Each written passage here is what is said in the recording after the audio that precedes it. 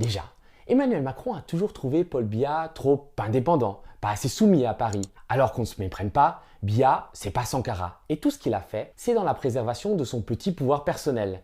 Mais Paul, il a très vite compris une chose, c'est que les Français étaient des planches pourries et qu'ils avaient beau l'avoir installé au pouvoir en 1982, ils pouvaient l'en démettre demain. C'est pour ça qu'il a fait venir, il y a plus de 2 décennies, les mercenaires israéliens qui le protègent jusqu'à aujourd'hui. Ensuite, la raison profonde du froid entre Biya et Macron, c'est le très stratégique port de Douala, la capitale économique du Cameroun. Ce port concentre 80% des échanges commerciaux du Cameroun et une grande partie des flux des pays voisins, comme le Tchad ou la Centrafrique. À partir de 2018, une guerre secrète mais violente a opposé Emmanuel Macron à Vincent Bolloré, le milliardaire d'extrême droite breton, propriétaire par exemple de Canal+ et de CNews, qui à l'époque détient le port de Douala. Le conflit se concentre autour des ports africains appartenant à Bolloré, et notamment celui de Douala. C'est tellement à couteau tiré qu'un des avocats de Bolloré au Cameroun, le français Gérard Volbert, est assassiné dans des circonstances mystérieuses en 2020, et plusieurs de mes sources m'ont affirmé que sa mort ne serait pas sans lien avec la défense des intérêts de Bolloré. Mais revenons-en à nos moutons, ou plutôt à notre Macron. Dans le cas de ces bisbilles franco-françaises, le président français convainc Paul Biya de ne pas renouveler la concession du port à Bolloré en 2019. Et ça va encore plus loin, car le président français place l'armateur italo-suisse MSC pour être le repreneur du port de Douala.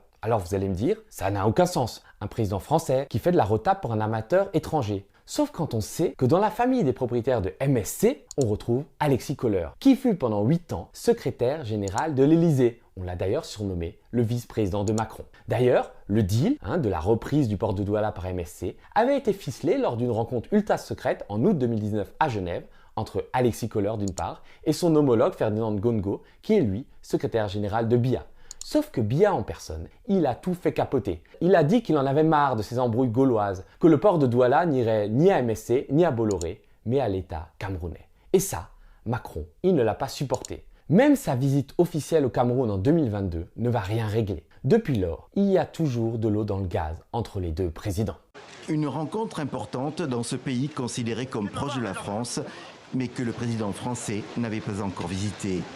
Concurrencé en termes d'influence par la Chine et la Russie, Paris veut resserrer les liens. La visite du président français a aussi été l'occasion d'une rare apparition de Paul Biya. À 89 ans, il dirige le pays depuis près de 40 ans. Interrogé sur une transition éventuelle, il s'en est sorti par l'esquive. Question, espérez-vous briguer un nouveau mandat en 2025 ou souhaitez-vous qu'une nouvelle génération représente le RDPC à la prochaine présidentielle? Quand ce mandat arrivera à expiration, vous serez informé sur le point de savoir si je reste ou si je m'en vais au village.